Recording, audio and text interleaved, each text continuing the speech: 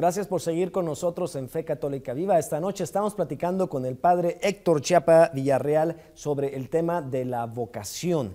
Y nos quedamos, padre, en el segmento anterior que decíamos que para descubrir y recibir ese don de la vocación hacían falta tres elementos: la oración, la dirección espiritual y los sacramentos.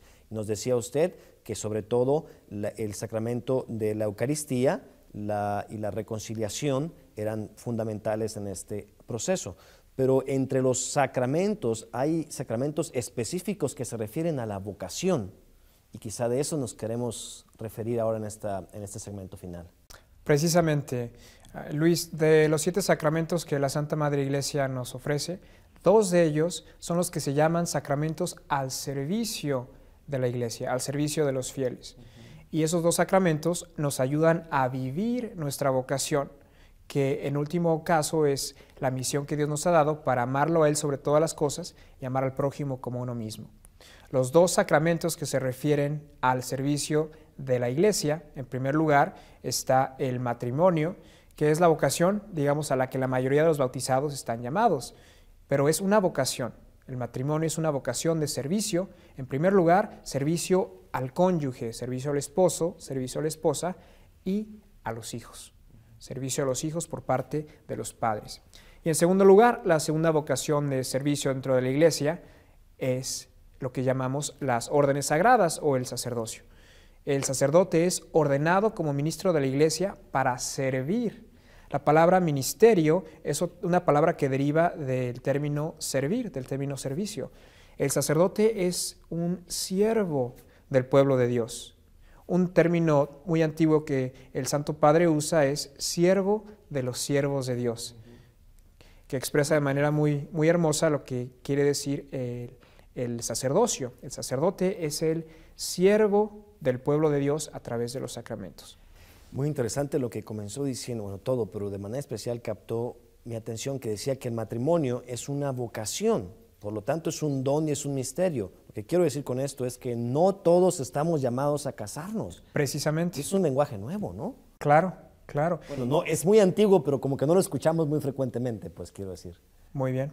El matrimonio es una vocación, es un llamado de Dios, y eso quiere decir que Dios ha preparado desde toda la eternidad a una persona para aquellos que están llamados al matrimonio. Dios llama a muchos hombres a contraer matrimonio, pero con una mujer en especial, una mujer que ha preparado Dios desde toda la eternidad, y del mismo modo para las mujeres llamadas al matrimonio, Dios ha preparado un hombre, un esposo, para ellas. Es por eso que es muy importante para los jóvenes, para las jóvenes, empezar a orar desde este día por su futuro esposo, su futura esposa, si esa es su vocación. Que no lo conozca. Precisamente, ¿sí? Pero es un llamado de Dios.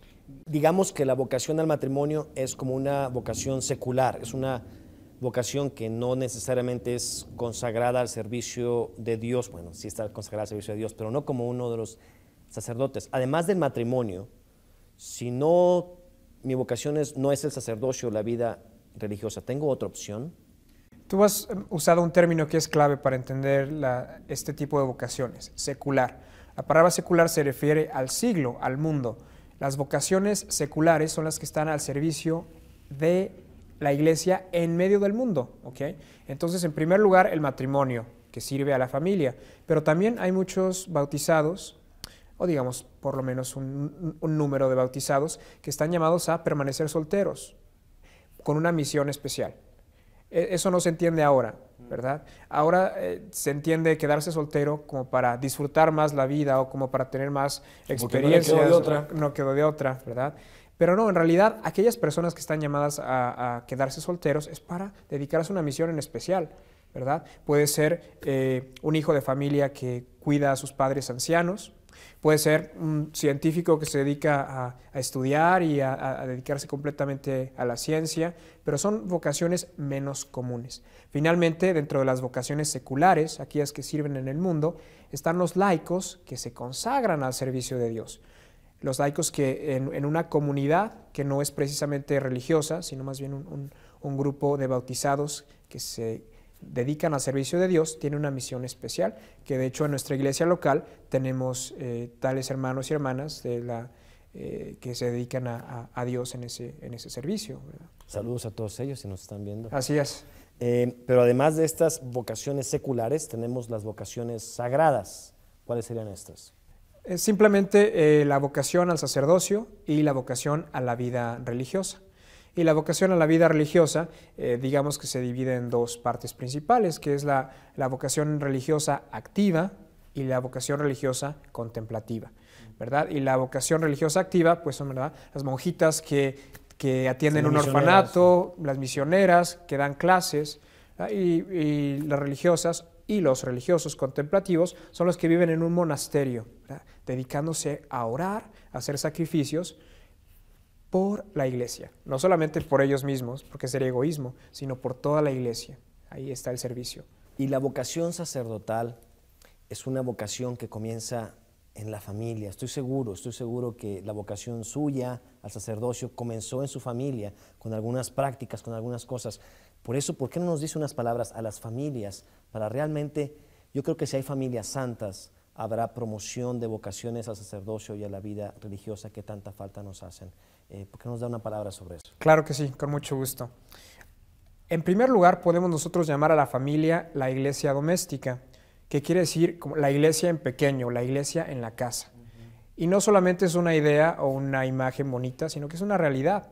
Por el sacramento del matrimonio, los esposos están llamados a servir a los hijos. Y el primer modo en el que los sirven es enseñándoles a orar, ¿verdad? Que vemos como es un elemento muy importante para discernir.